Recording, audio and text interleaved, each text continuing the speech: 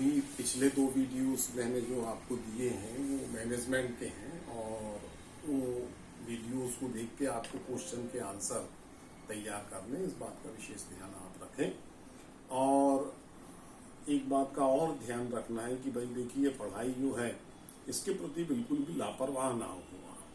पढ़ाई के प्रति यदि लापरवाह होंगे, देखिए परीक्षाएं होनी सुनिश्चित है, भले कोर्स आपका कम कर दिया जाए लेकिन परीक्षाएं होंगी, उससे नहीं भाग सकते आप। 100% परीक्षाएं होंगी, तो उसके लिए थोड़ा सा आपको इस बात का ध्यान रखना है कि हम आज 12वीं क्लास में अकाउंटेंसी का पहला चैप्टर जो है उसको शामिल कर रहे हैं। और उसमें देखिए आप गैर व्यापारिक संस्थाओं के लेखे करके पहला पार्ट आपको आएगा। ये 10 मार्क्स का है, बहुत कठिन नहीं है। साथ में नीचे लिखा है अलाभकारी संस्थाएं। इनका मतलब क्या होता है, सबसे पहले ये हमें समझना जरूरी है। फिर इसके बाद हम क्वेश्चन आंसर आपको बताएंगे, उसके नोट्स भी आपको हम देंगे। यहाँ पर अलाभकारी संस्थाओं का मतलब या गैर व्यापारिक संस्थाओं का मतलब, पहले तो हमको ये समझना है व्यापारिक संस्थाएं क्या होती। देखिए, व्यापारिक संस्थाओं का मतलब जो होता है वो ये होता है कि ऐसी संस्थाएं जो व्यापार करके, माने वस्तुओं का क्रय विक्रय करके पैसा कमाती हो, उनका एकमात्र उद्देश्य धन कमाना होता है, तो उसको हम कहते हैं व्यापारिक संस्थाएं। अब प्रश्न ये उठता साहब कि ये गैर व्यापारिक संस्थाएं कहां से आ गई। हाँ, ये गैर व्यापारिक संस्थाएं भी पाई जाती है। बोले साहब ये गैर व्यापारिक संस्थाएं होती क्या है, तो भाई इसका पहला उद्देश्य जो होता है वो समाज सेवा करना होता है। और समाज सेवा करके लोगों की सहायता करना, ये इनका पहला उद्देश्य होता है।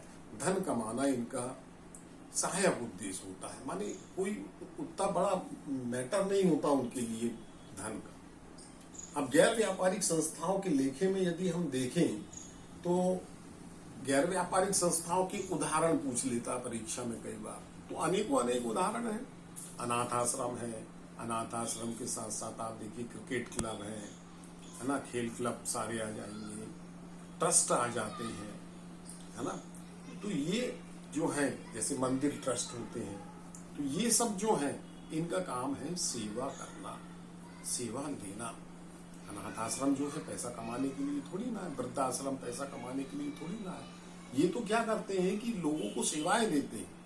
अब प्रश्न ये उठता है कि साहब ये गैर व्यापारिक संस्थाओं के पास पैसा कहां से आता है, तो पैसा इन लोगों के पास जो आता है वो दानदाताओं के द्वारा आता है। सदस्य जो इनके होते हैं उनकी चंदे के माध्यम से इनके पास आता है ना। यदि खेल क्लब है तो वहां पर एंट्री फीस लगेगी, प्रवेश शुल्क लगेगा, उससे पैसा इनके पास आता है। कई बार ये चैरिटी के कार्यक्रम आयोजित करते हैं कि किसी बड़े गायक वगैरह को बुला लिया और टिकट रख दी, है ना, टिकट बेची और वो कार्यक्रम कराया, उससे उन्होंने पैसा इकट्ठा किया, है ना।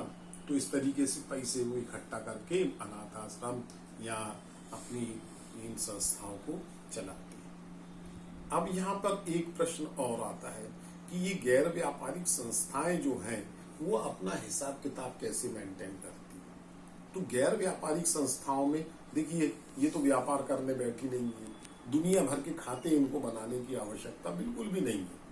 ये तो व्यापार करने नहीं बैठी ना, अब ये तो सहायता करने के लिए लोगों को बैठी हुई है। तो यहाँ उधारी तो होनी नहीं है भाई, सारा काम कैश में ही चलना है, पैसा आना है और पैसा जाना है, दो ही बातें होंगी। तो गैर व्यापारिक संस्थाएं जो है अपने जितना भी अकाउंटेंसी तैयार करती हैं, लेखे माने अकाउंटेंसी, तो वो जो अकाउंटेंसी अपनी तैयार करती है वो कैश सिस्टम से, माने रोकड़ पद्धति से वो अपना हिसाब किताब तैयार करती है।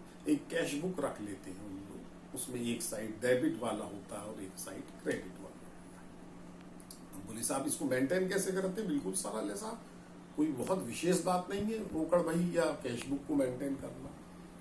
जितनी भी आवक हो रही है, पैसा हमारे पास जितना आ रहा है, वो सारे की सारे धन को हम डेबिट साइड में दर्शाते चले जाएंगे। ये पैसा हमारे पास आ रहा है, और जो पैसा जा रहा है, बोले पैसे जाएंगे कहाँ, बिजली का बिल है साहब, हॉस्पिटल के खर्चे हैं साहब, यदि खेल क्लब है तो खेल सामग्री खरीदेंगे हम, लाइब्रेरी है तो पुस्तकें खरीदेंगे हम। तो ये खर्चे जो हो रहे हैं उनको हम क्रेडिट साइड पे दर्शाते हैं। इस तरीके से कैश बुक मेंटेन करके इन लोग अपना हिसाब किताब रखते हैं। अब प्रश्न ये उठता है कि साहब ये लोग हिसाब किताब रखते क्यों?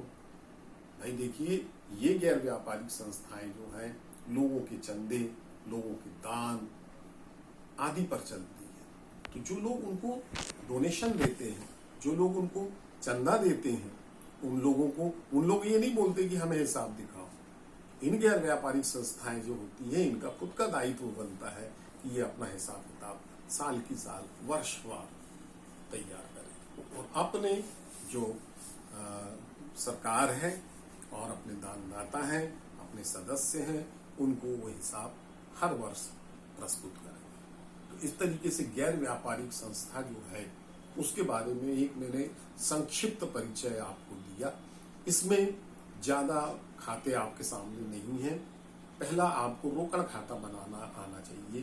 तो वो 11वीं कक्षा में हमने सीखे हैं रोकड़ खाता बनाना, डेबिट और क्रेडिट। डेबिट में सारी आवक और क्रेडिट में सारी जावक। ये बनाना यदि आपको आ गया तो नंबर 2 बनता है प्राप्ति भुगतान खाता। इसको हम प्राप्ति भुगतान खाता जो है पेमेंट एंड रिसीव्ड अकाउंट के नाम से भी जानते हैं।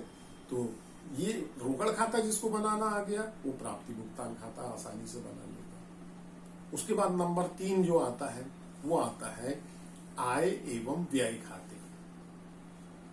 आय एवं व्यय खाते जो बनाए जाते हैं उसमें हमारे को ये पता लगता है कि भाई साल भर में हमारे को कितनी आय हुई, कितनी व्यय हुआ और कितनी बचत हो रही है।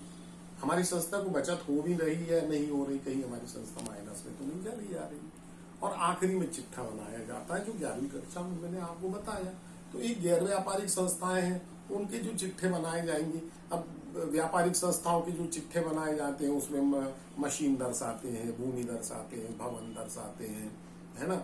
तो ये गैर व्यापारिक संस्थाएं जो है उनके चिट्ठे में भी लगभग यही चीजें आएंगी। हाँ, इनके इसमें देनदार लेनदार नहीं आएंगे क्योंकि उधारी होती ज नहीं बंदों के इसमें, है ना। एक तरफ संपत्तियां आएंगी और एक तरफ दायित्व आएंगे।